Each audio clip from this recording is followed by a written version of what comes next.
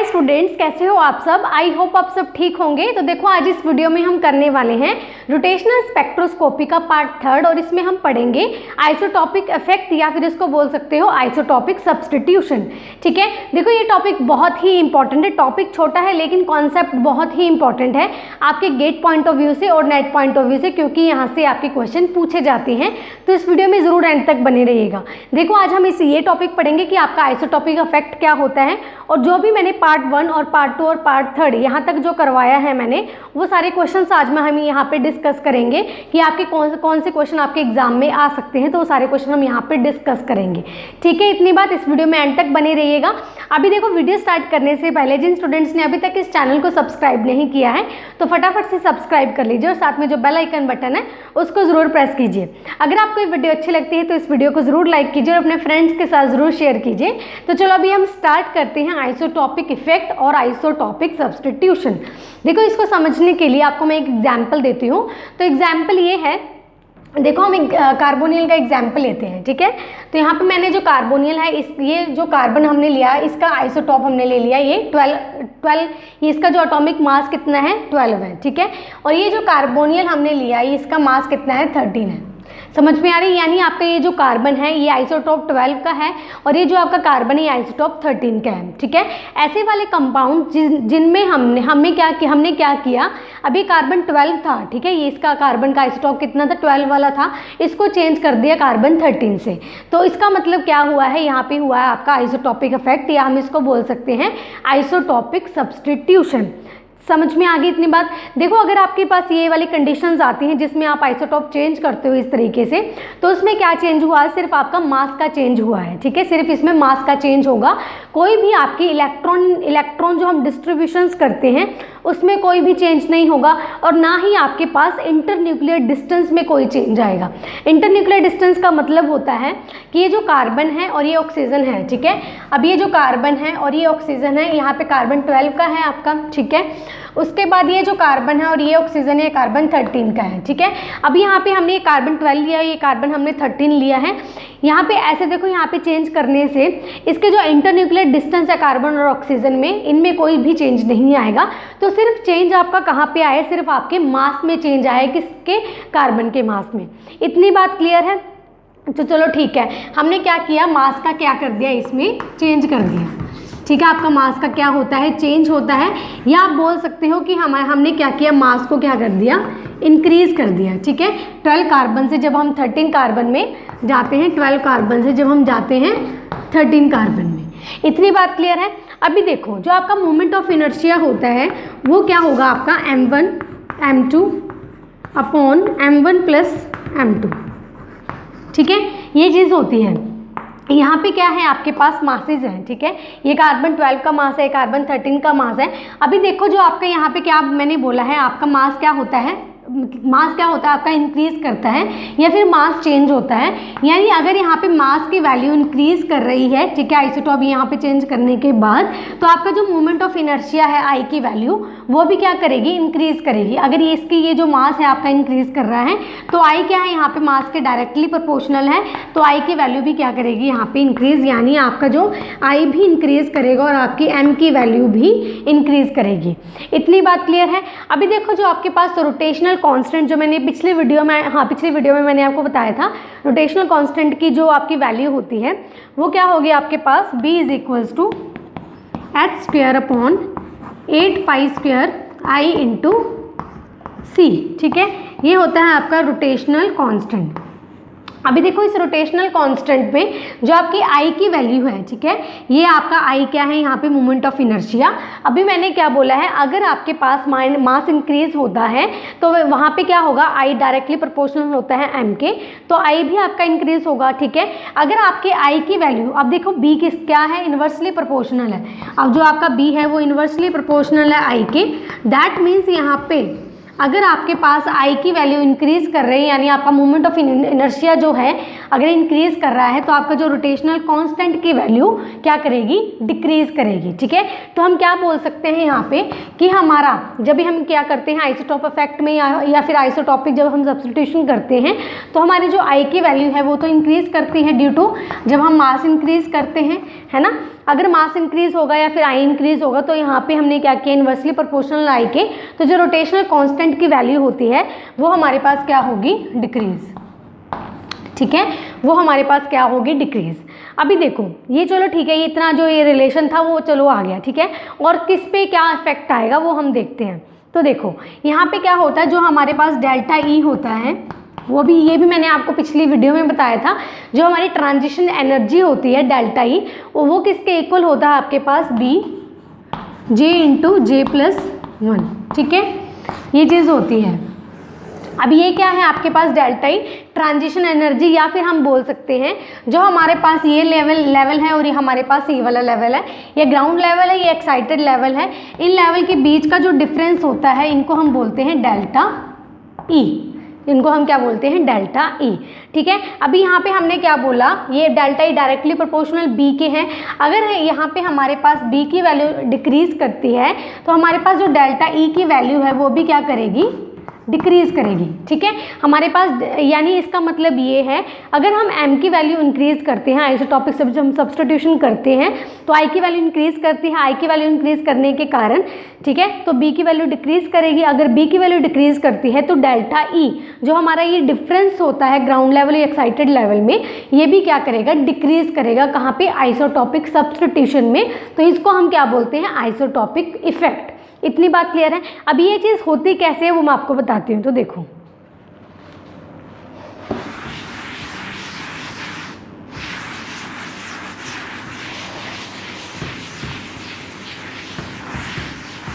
देखो आपके पास ये लेवल्स होते हैं जो मैंने पिछली वीडियो में आपके बताए थे, ये वाले लेवल्स आपके निकल के आते हैं। ठीक है, ये आपका आता है j इज इक्वल टू 0, ये आता है आपका j इज इक्वल टू 1, ये 2, ये 3 और ये j इज इक्वल टू 4। ये हमने लिया डेल्टा ई होता है आपका। ठीक है, ये क्या होता है आपका, डेल्टा ई, ये चीज़ होती है। तो अभी हमने क्या बोला कि अगर आपके पास b की वैल्यू डिक्रीज होती है तो आपका डेल्टा ई क्या हो जाता है, इंक्रीज हो जाता है। दैट मीन्स यहाँ पे जो आपकी, अगर हम आइसोटॉपिक सब्स्टिट्यूशन करते हैं तो ये जो आपके लेवल्स होते हैं, तो ये लेवल क्या आ जाएगा, जो आपका ये जो लेवल है ना, फर्स्ट लेवल, ये थोड़ा सा डिक्रीज कर जाता है। थोड़ा सा डिक्रीज का मतलब ये लेवल आपका यहाँ पे आ जाएगा।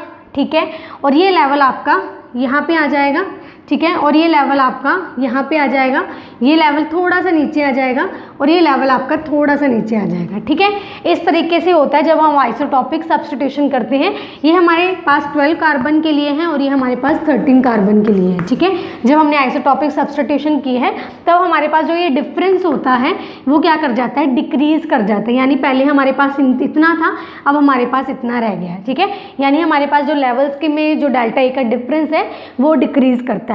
इतनी बात क्लियर है। आगे हम करते हैं, इसको उतार लीजिए।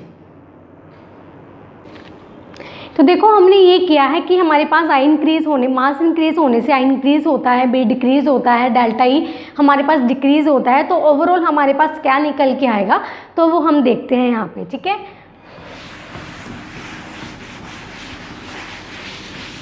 तो देखो ओवरऑल जो हमारे पास आता है वो क्या निकल के आता है, जो हमारे पास एनर्जी होती है। ठीक है, जो हमारे पास जो रोटेशनल लेवल्स होते हैं ई जे, उसकी एनर्जी होगी। ठीक है, उसकी एनर्जी डायरेक्टली प्रोपोर्शनल हमारे पास किसके होती है, बी के डायरेक्टली प्रोपोर्शनल होती है। अब बी इन्वर्सली प्रोपोर्शनल किसके होता है, जो हमने लिखा था वो इन्वर्सली प्रोपोर्शनल होता है हमारे पास आई के, और आई हमारे पास डायरेक्टली प्रोपोर्शनल किसके होता है, यू के, दैट इज रिड्यूस्ड मास के। ठीक है, ये आपका रिड्यूस्ड मास है, यानी आप यहाँ पे एम भी ले सकते हो, ये दैट इज रिड्यूस्ड मास। ठीक है, समझ में आ रही है, ये चीज़ होती है। अभी देखो जो आपके पास रोटेशनल, ये क्या है आपके पास रोटेशनल कांस्टेंट, इसकी वैल्यू हमने क्या निकाली थी, ये होती है पिछली वीडियो में 8 पाई स्क्वायर आई सी देखो ये किसके लिए हमने निकाली, 12 कार्बन के लिए। जब हमने आइसोटॉपिक सब्स्टिट्यूशन नहीं की है उसके लिए हमारे पास रोटेशनल जो कांस्टेंट है उसकी वैल्यू ये है। जब हमने आइसोटॉपिक सब्स्टिट्यूशन कर दी तो 13 कार्बन के लिए हमारे पास जो हमारे पास निकल के आता है बी की वैल्यू, ठीक है, वो क्या आएगी हमारे पास, सपोज उसको बी डैश ले लेते हैं। जब हमने आइसोटॉपिक सब्स्टिट्यूशन की तो h²/8π², ठीक है, और उसके पास जो ये आपका आई है उसकी वैल्यू जो होगी, अब सपोज इसको भी डैश ले लेते हैं और यहाँ पे हमारे पास आएगा सी, ठीक है। तो ये चीज़ आती है हमारे पास। अगर इन दोनों को हम डिवाइड करें, जब इन दोनों को हम डिवाइड करेंगे b/b डैश को जब हम डिवाइड करते हैं तो हमारे पास क्या निकल के आएगा, h²/8π², ठीक है, i × c इंटू क्या आएगा, ये यहाँ पे क्या हो जाएगा, रिवर्स हो जाएगा। जब रिवर्स हो जाएगा तो यहाँ पे क्या आएगा, 8π² i डैश × c, ठीक है, अपॉन यहाँ पे क्या आएगा हमारे पास h², ये चीज़ आएगी। तो h² से ये कैंसिल, 8 से कैंसिल, ये π² से कैंसिल, c से c कैंसिल। तो हमारे पास जो आता है b/b डैश वो क्या निकल के आएगा, i डैश/i, ठीक है। अब देखो इसका मतलब क्या है, इसका मतलब ये है कि अभी हमने क्या बोला कि हमारे पास जो i होता है, ठीक है, वो इंक्रीज़ करेगा और b हमारे पास डिक्रीज़ करेगा। अभी देखो ये हमारे पास जो i निकल के आया ये किसके लिए आया, 12 कार्बन के लिए, ठीक है। 12 कार्बन के लिए जो हमारे पास i निकल के आया है, जो उसके लिए हमारे पास रोटेशनल कांस्टेंट की वैल्यू होगी। अभी i सपोज हमारे पास इंक्रीज़ करता है, अगर ये हमारे पास इंक्रीज़ करेगा तो b, ये किसके लिए, जो b सिंपल है वो भी क्या है हमारे पास 12 कार्बन के लिए। समझ में आ रही है इतनी बात, यहाँ पे लिख देती हूँ मैं। देखो जो हमारे पास आया है b/b dash is equal to i डैश/i, ठीक है, ये चीज़ आई है।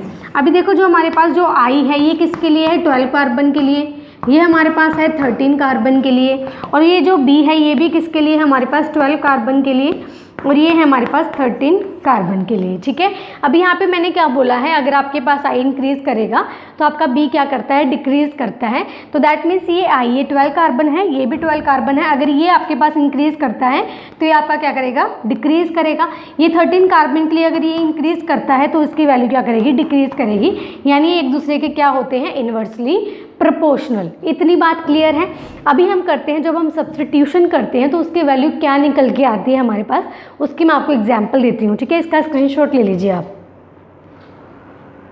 अभी देखो ये वाला क्वेश्चन है, हम इसको सॉल्व करते हैं। सबसे पहले आपको निकालना क्या है, देखो आपके पास रोटेशनल स्पेक्ट्रा उन्होंने दिया हुआ है HCl मॉलिक्यूल का, और उसके बाद उन्होंने बोला है कि आपके पास जो सक्सेसिव लाइन्स है वो सेपरेटेड हैं किससे, 4 सेंटीमीटर इनवर्स से। आपको कैलकुलेट करना है रोटेशनल कांस्टेंट गीगाहर्ट्ज़ में निकालना है, यानी बी की वैल्यू निकालनी है गीगाहर्ट्ज़ में। सेकेंड पार्ट है आपका रोटेशनल कांस्टेंट ही निकालना है, लेकिन इलेक्ट्रॉन वोल्ट में। देखो अगर आपको ये नहीं निकालना आता गीगाहर्ट्ज़ में, इलेक्ट्रॉन वोल्ट में, तो गड़बड़ हो सकती है, क्योंकि एग्जामिनर हमें यहीं फंसाते हैं, ठीक है। तो इसलिए आपको आने चाहिए कि आपको कैसे निकालने। कोई बात नहीं, आज मैं सिखा दूंगी आपको, तो अच्छे से सीख लेना, ठीक है। तो देखो जो आपके पास स्पेक्ट्रा आता है, ठीक है, आपके पास जो स्पेक्ट्रा आएगा, यहाँ पे क्या होता है, जो आपके पास ये जो लाइंस होती हैं वो किससे सेपरेटेड होती हैं, आपके इक्वली स्पेस्ड होती हैं 2b सेंटीमीटर इनवर्स से, ठीक है। ये भी आपके पास किससे सेपरेटेड होता है, 2b सेंटीमीटर इनवर्स से, और ये भी आपके 2b सेंटीमीटर इनवर्स के साथ क्या होता है, सेपरेटेड होता है। इतनी बात हमें क्लियर है। लेकिन इन्होंने बोला हुआ है कि आपका HCl मॉलिक्यूल, जो HCl का आपको स्पेक्ट्रा दिया हुआ है, उसके बाद सक्सेसिव लाइंस आपके सेपरेटेड हैं 4 सेंटीमीटर इनवर्स से, आपको कैलकुलेट करना है। देखो आपके पास जो सक्सेसिव लाइन है किससे सेपरेटेड होती है, 2b से, ठीक है, 2b से सेपरेटेड है। वो चीज़ हमें दी हुई है, कितनी है, 4 सेंटीमीटर इनवर्स हमें दी हुई है। अगर हम यहाँ से b की वैल्यू कैलकुलेट करें तो हमारे पास क्या आएगा, 2 सेंटीमीटर इनवर्स ये आता है। लेकिन हमें देखो यहाँ पे हमने निकाले रोटेशनल कांस्टेंट, लेकिन उन्होंने बोला हुआ है रोटेशनल कांस्टेंट आपको गीगाहर्ट्ज़ में चाहिए, सेंटीमीटर इनवर्स में नहीं चाहिए। तो हम क्या करेंगे, सेंटीमीटर इनवर्स को गीगाहर्ट्ज़ में लेके जाएंगे, तो हम क्या करेंगे, इसको HC से मल्टीप्लाई करेंगे, ठीक है। हम क्या करेंगे, इसको HC से मल्टीप्लाई करेंगे। इसका मतलब है कि हम जो भी आपका ये आया है 2 सेंटीमीटर इनवर्स, इसको हम मल्टीप्लाई करेंगे HC के साथ। वो कैसे, देखो b is equal to 2 centimetre inverse into 6.626, ठीक है, इंटू 10⁻⁻34 जूल सेकेंड ठीक है, इनटू देखो आपके पास ये h की वैल्यू होती है, ठीक है, इसकी यूनिट जूल सेकंड होती है। अब c है आपका वेलोसिटी ऑफ लाइट, इसकी वैल्यू होती है आपकी 10⁻10, ठीक है, उसके बाद होता है सेंटीमीटर पर सेकेंड, ये चीज़ होती है, ठीक है। अभी देखो यहाँ पे जो आपका सेंटीमीटर इनवर्स है, यहाँ पे सेंटीमीटर है, तो इसको यहाँ से काट दो, ये जूल के ये सेकंड के साथ सेकंड इनवर्स यहाँ से कट जाएगा। जब आप इसको सॉल्व करोगे तो इसकी जो वैल्यू निकल के आती है वो आएगी 39.756 इंटू 10⁻⁻24 जूल, ठीक है। तो आपकी बी की वैल्यू ना ये निकल के आती है जूल में, ठीक है, जब आप इसको सॉल्व करोगे, क्योंकि यहाँ पे जूल बचा था तो ये चीज़ निकल के आती है। लेकिन हमें जूल में नहीं चाहिए, ये हमें किस में चाहिए, गीगाहर्ट्ज़ में। अब हम क्या करेंगे, जूल को हम डिवाइड करेंगे एच के साथ, प्लैंक्स कांस्टेंट के साथ, जो हमने एच यहाँ पे डिवाइड किया था, ठीक है, मल्टीप्लाई किया था। अब हम इसको क्या कर देंगे, एच के साथ डिवाइड कर देंगे, ठीक है। तो जो भी हमारे पास वैल्यू आई है बी की, ठीक है, कितनी आई है 39.756 इंटू 10⁻⁻24 जूल। उसके बाद ये जो एच की वैल्यू आपकी 6.626 इंटू 10⁻⁻34 जूल सेकेंड, ये चीज़ है। अभी देखो जूल के साथ जूल आपका कैंसिल हो जाएगा, ये चीज़ होती है, जूल के साथ जूल कैंसिल जो हो जाएगा, और जो सेकंड है आपका ऊपर जाके क्या बन जाएगा, सेकंड इनवर्स, ये चीज़ बनती है। लेकिन आपके पास जो 1 गीगाहर्ट्ज़ है वो किसके इक्वल होता है, 10⁻9 हर्ट्ज़ के बराबर, ठीक है, 10⁻9 हर्ट्ज़ के बराबर ये चीज़ होती है। अभी देखो हमें क्या करना है, जो आपको क्या करना है, हर्ट्ज़ में लेके आना है इसको, क्योंकि सेकंड इनवर्स हो जाएगा ऊपर जाकर, तो सेकंड इनवर्स को हम हर्ट्ज़ लिख सकते हैं। उसके बाद हम यहाँ से अगर हर्ट्ज़ में ये चीज़ आ जाती है हमारे पास बी की वैल्यू, तो हम 10⁻9 से हम डिवाइड कर देंगे तो गीगाहर्ट्ज़ में निकल के आ जाएगा, ठीक है। तो आप इसको याद रखो, यहाँ लिख देती हूँ मैं कि आपका 1 गीगाहर्ट्ज़ किसके बराबर होता है, 10⁻9 हर्ट्ज़ के, ठीक है। तो ये चीज़ होती है, समझ में आ रही है। देखो जब हम इसको सॉल्व करते हैं तो हमारे पास जो सॉल्व करके क्या आएगा, 6 इंटू 10⁻10 सेकेंड इनवर्स, ठीक है।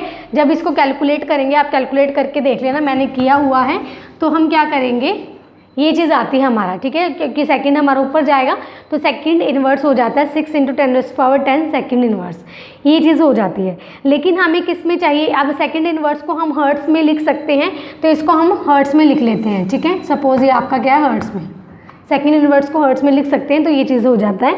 उसके बाद हमने क्या बोला है कि 1 गीगाहर्ट्ज़ हमारा 10⁻9 हर्ट्ज़ के बराबर होता है, तो गीगाहर्ट्ज़ में हमें निकालना है, तो हम क्या करेंगे, 10⁻9 से इस चीज़ को, इनको क्या कर देंगे हम, डिवाइड, ठीक है। तो जब हम इसको डिवाइड करेंगे, ठीक है, इसको मैं रब कर रही हूँ, जब इसको हम डिवाइड करेंगे 6 इंटू 10⁻10 हाँ, ठीक है, जब इसको डिवाइड करेंगे 10⁻9 तो ये किस में हो जाएगा, गीगाहर्ट्ज़ में। तो आपका क्या आएगा, 10 यहाँ पे क्या आ जाएगा, ये कैंसिल हो जाएगा तो 10 बचेगा, यानी आपका 60 गीगाहर्ट्ज़ आएगा, ठीक है। तो आपकी जो बी की वैल्यू आएगी वो कितनी आएगी, 60 गीगाहर्ट्ज़, ठीक है। तो ये चीज़ निकल के आती है। फर्स्ट पार्ट हो गया सॉल्व, अब सेकंड करते हैं, इसका स्क्रीनशॉट ले लीजिए। तो देखो सेकंड पार्ट है, सेकंड हम निकालते हैं rotational constant in electron volt, gigahertz में हमने कर लिया है। तो देखो आपको देखो यहाँ पे बी आया था हमारे पास जूल में, पिछले हमने किया था 39.756 इंटू 10⁻⁻24 जूल हम यहाँ पे आया था रोटेशनल कांस्टेंट। लेकिन यहाँ पे हमें इलेक्ट्रॉन वोल्ट में चाहिए, तो हम यहाँ पे क्या करेंगे, तो देखो जो हमारे पास आया है इसको हमें ना डिवाइड कर देंगे, ठीक है। तो इसको हम डिवाइड करेंगे, यहीं पे कर देती हूँ, ठीक है, 1.6 इंटू 10⁻⁻19 इससे, ठीक है। तो हम इसके साथ इसको डिवाइड करेंगे, जूल बाई कूलाम क्या होता है आपके पास, इलेक्ट्रॉन वोल्ट, ठीक है। तो इसके हमारे पास जूल बाई कूलाम क्या होता है आपके पास, इलेक्ट्रॉन वोल्ट। जब इसको हम निकालते हैं तो इसके पास आपकी वैल्यू आती है 84 इंटू 10⁻⁻5 इलेक्ट्रॉन वोल्ट, ठीक है। इसको कैलकुलेट कर लेना, इसको कैलकुलेट करके देखना, यही आएगा, ठीक है। बाकी देख लेना आप इसको कैलकुलेट करके, गलत भी हो सकता है। बाकी क्या आप इसको डिवाइड करोगे ना, तो डिवाइड करके कुछ रिजल्ट आएगा, तो बट आपका जूल बाई कूलाम क्या होता है, इलेक्ट्रॉन वोल्ट होता है, तो आपको ऐसे निकालना होता है, ठीक है। इतनी बात, फर्स्ट पार्ट हो गया, सेकंड पार्ट हो गया। देखो थर्ड पार्ट बहुत ही इजी है, आपको निकालना क्या है, position of third rotational line. तो पिछली वीडियो में मैंने आपको बताया था हाँ, पिछली वीडियो में मैंने आपको बताया था कि पोजीशन ऑफ रोटेशनल लाइन आप कैसे निकाल सकते हो, कि आपको सिंपल यहाँ पे दे रखा है position of third rotational line, तो उसके लिए मैंने फॉर्मूला बताया था 2bm का। ठीक है, तो आपको कैसे करना है देखो,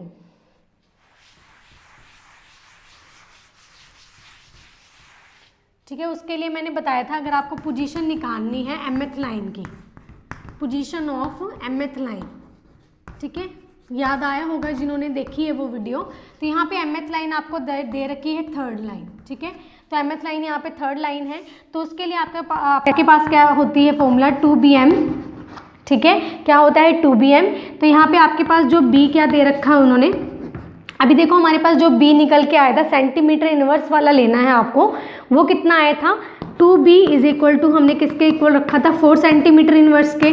तो यहाँ पे पास हमारे पास जो b निकल के आया था वो क्या आएगा 2 सेंटीमीटर इनवर्स। ठीक है, तो b की वैल्यू हम यहाँ पे क्या रखेंगे 2 सेंटीमीटर इनवर्स, और हमारे पास जो m की वैल्यू है यानी हमारे पास जो थर्ड रोटेशनल लाइन की पोजीशन पूछी है तो हम यहाँ पे थर्ड लेंगे। तो जब हम इसको कैलकुलेट करेंगे कितना आ जाएगा 2 × 2 4, 4 × 3 12 सेंटीमीटर इनवर्स। तो ये आपकी आती है position of third rotational line कितनी आई 12 सेंटीमीटर इनवर्स। तो इस तरीके से आपको निकालना है। ठीक है, और क्वेश्चंस मैं आपको आगे देती हूँ।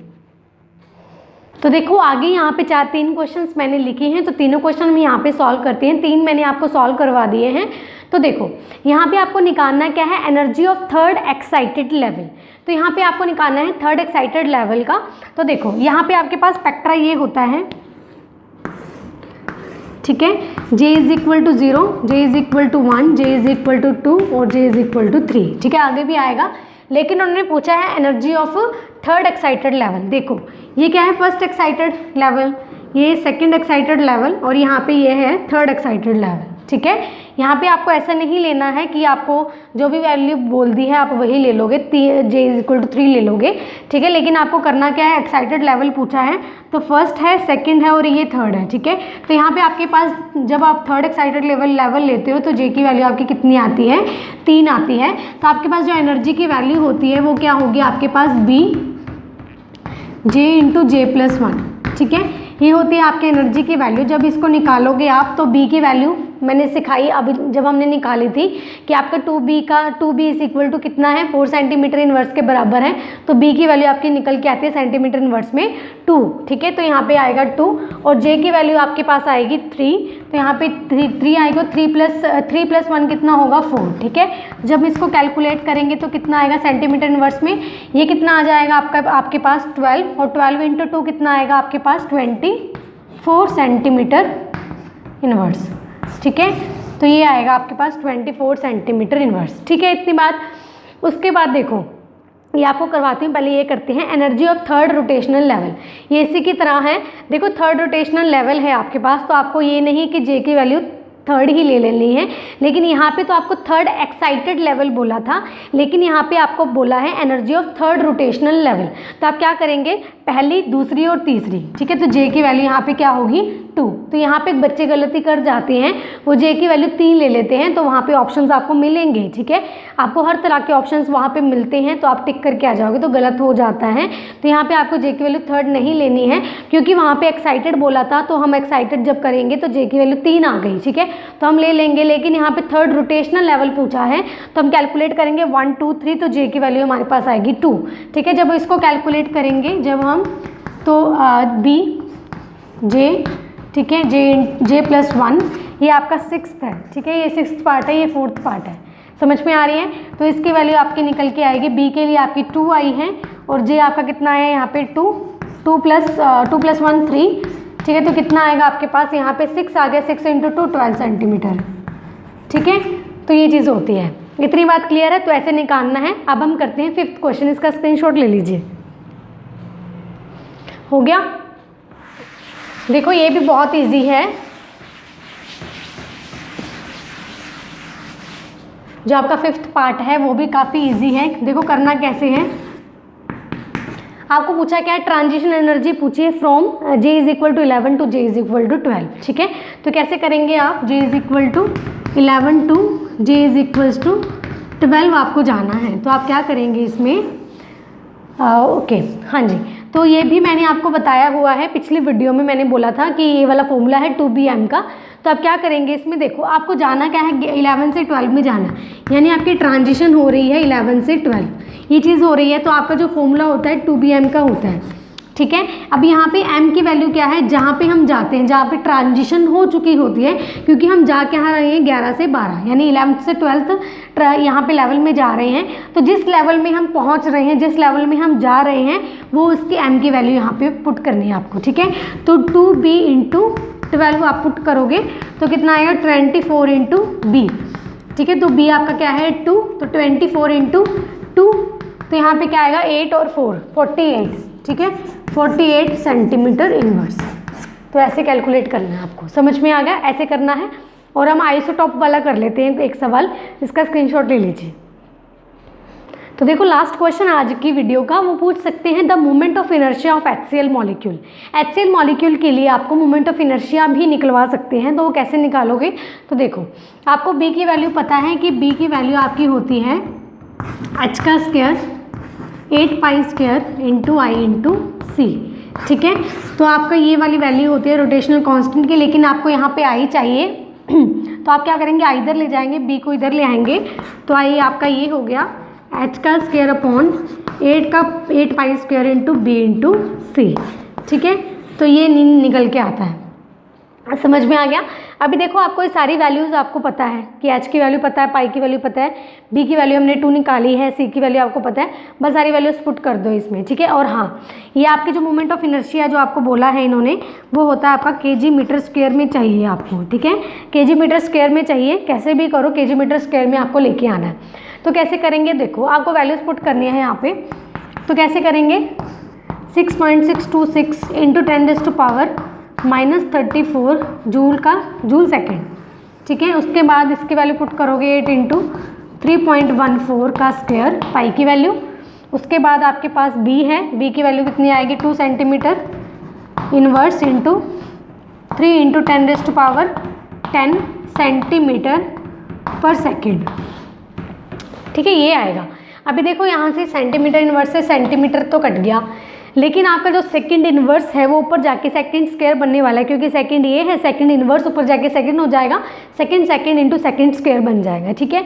जब हम कैलकुलेट करेंगे तो आपका ना ये आएगा 0.014000 इंटू 10⁻⁻44, ठीक है, कितना आएगा जूल का सेकेंड का स्क्वायर, ये चीज़ आती है, ठीक है, ये चीज़ आती है।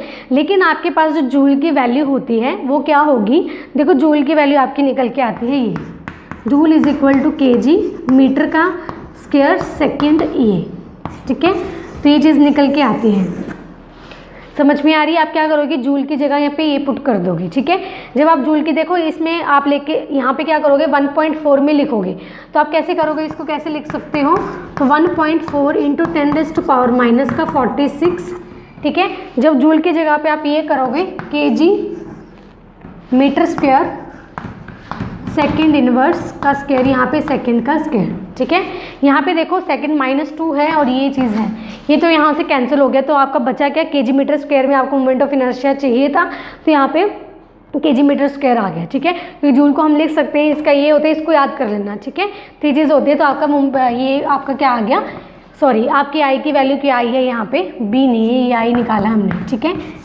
ये आई की वैल्यू आपकी क्या आ गई 1.4 इंटू 10⁻⁻46 kg मीटर स्क्वायर, तो आपका ये आ गया, ठीक है। तो ऐसे आपको करने होते हैं सवाल।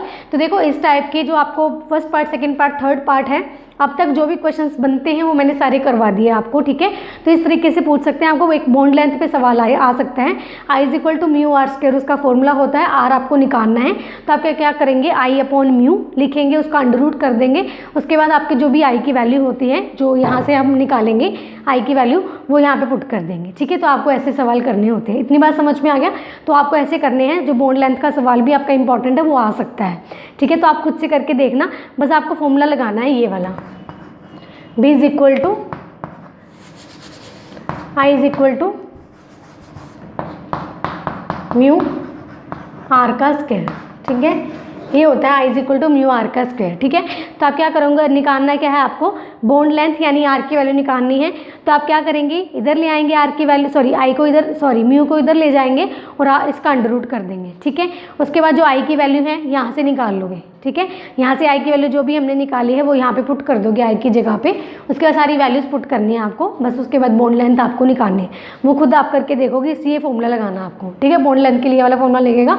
तो आज की वीडियो में सिर्फ इतना ही। तो सारे क्वेश्चन हमारे हो गए हैं। आइसोटॉपिक सब्स्टिट्यूशन या फिर इफेक्ट मैंने आपको सारा करवा दिया है।